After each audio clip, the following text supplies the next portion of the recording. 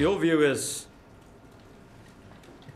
that you wouldn't think that it's possible to, without exception, be able to identify a male and a female scream.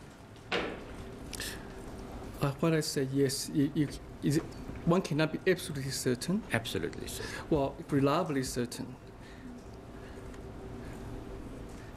Don't we do that every day? Yes. Every day we hear women voices, male voices. I wouldn't go so far as to say every day we hear women scream and men scream, but often we're able to identify that, and we're right. Am I right? That's correct.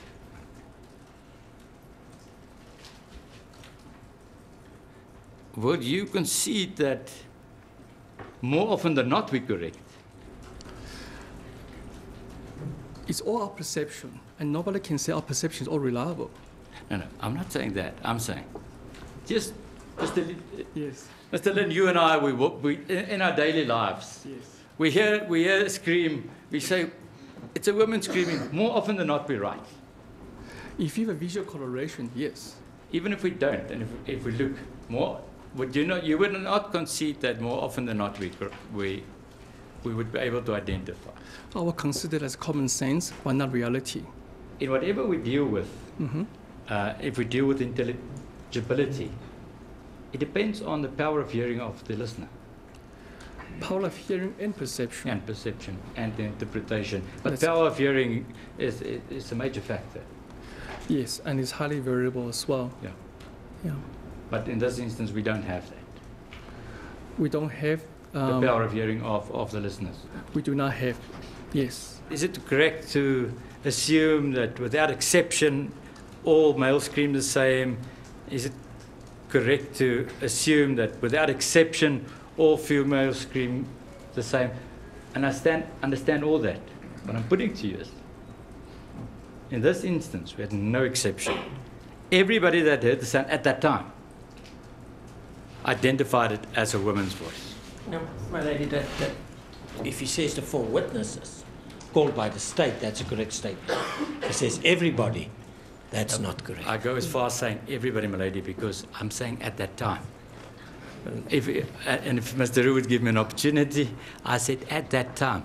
We're talking, my lady, before what the other witnesses, the witnesses called by the defense, heard sounds, the last sound, and a male voice. They did not hear anything before those sounds, and I challenge Mr. Which one? That's going to be a long argument, and we will show to you that it's wrong, because we have telephone calls at 3:15, at 3:16, when the screaming was heard. We know it's the same time, but that's not a debate for now. I think what Mr. Nell can do, he can say the 4 witnesses called by the state, no exception. If he wants to, at this point, wants to make it as a certainty that the witnesses called by the defense heard it at a different time, I say that's very wrong. You cannot do it at this stage. Just to avoid further arguments, 4 state witnesses made all identified it, that they heard screams, not cries. They had screams by a woman. That must be reliable, even for a scientist. I agree. Sorry, what distance were they? 2 were at 80 and 2 were at 177. They don't know each other. They haven't spoken to each other. It happened independently. My lady, I cannot say they did not hear the sound. I do believe they heard the sound, but I cannot say were they correct or were they incorrect. It's not for me to interpret that. Yeah, no, you're right. But they did. So as a scientist, that must indicate to you that they all heard, independent people heard a female scream. So it's possible that what they heard at least was a female. I would say, if purely from scientific perspective, from the amount of samples available, I can still can't say were they correct or were they incorrect. In this table of yours, there's nothing about the ability to differentiate between a male and a female voice. No. In fact, No. apart from paragraph 5.6 and 5.7, there's nothing about the ability to differentiate. That is correct, my lady.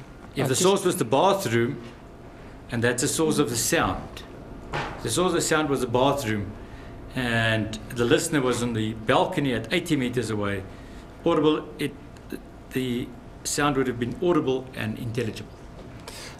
That is correct, and however, I need to bring to attention of the court that this is based on the ambient noise level, and that's another uncertainty Yes, at the listener side. yeah, indeed. I want you, in your own words, to tell the court about your relationship with Mr. Pistorius and how it came about.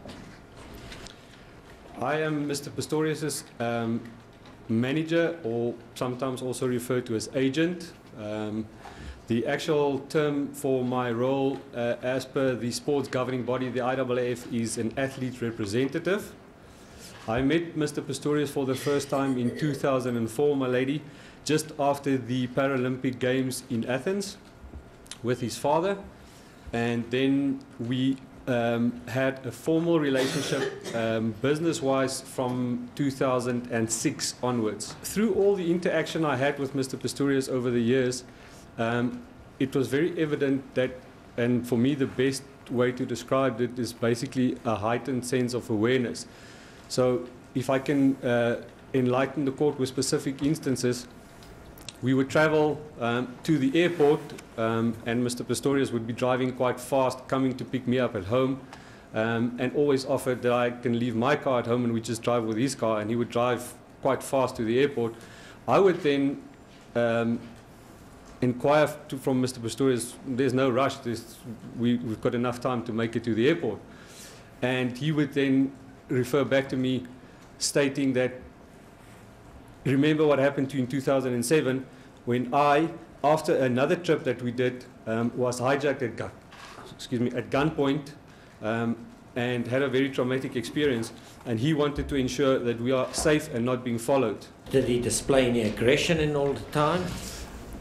In my personal presence, I can only recall two specific incidents where Mr. Pistorius lost his temper. I would not determine it as aggression.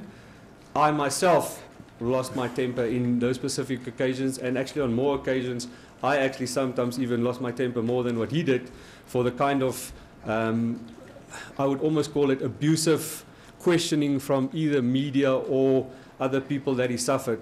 One specific occasion, my lady, was when we landed in Barcelona, where Mr. Pistorius was scheduled to compete in a competition.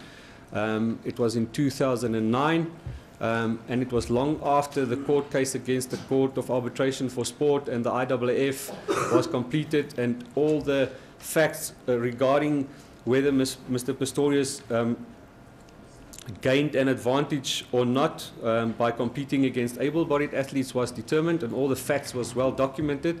And we arrived, and as we came through Arrival Hall, a camera crew stuck a camera in Mr. Pistorius' face and calling him a cheat, that he wants to compete against able-bodied athletes.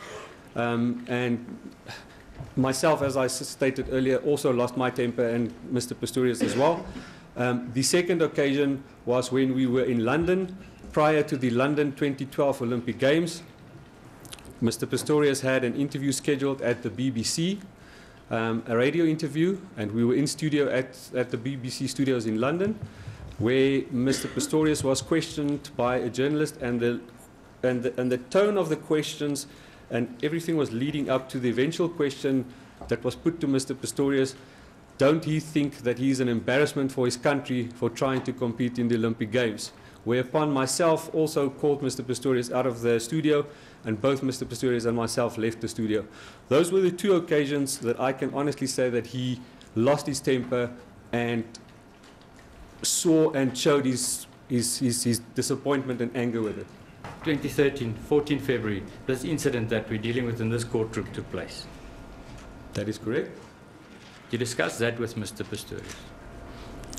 Did I discuss the incident with Mr. Pistorius? Yes. I discussed only with Mr. Pistorius and shared with him my condolences and feelings for what has happened. Apart from sending him your condolences, the question is fairly simple. Did you discuss the incident that happened on the 14th of February with Mr. Pistorius since the time up until now? No, my lady, I have not discussed the specifics of the incident with Mr. Pistorius at all. Not once. Not once. He never explained to you what happened. Mr. Pistorius never explained to me what happened. I did not ask him what happened, and that I can state. Mr. Pistorius' love for guns, do you know about that? I became aware of Mr. Pistorius' love for guns fairly recently before the incident appeared. And the first time I noticed Mr. Pistorius carrying a gun was in November 2012. Not before that. Not before that. I've never seen him carry a gun, never knew even that he was taking part in shooting activities at shooting ranges or anything of the nature. Did you talk to him about the gun? When I saw Mr. Pistorius carrying a gun, and the specific incident was when he was at my residence, I asked him why he was carrying a gun. He specifically replied to me that he's carrying a gun because he's fearing for his own safety.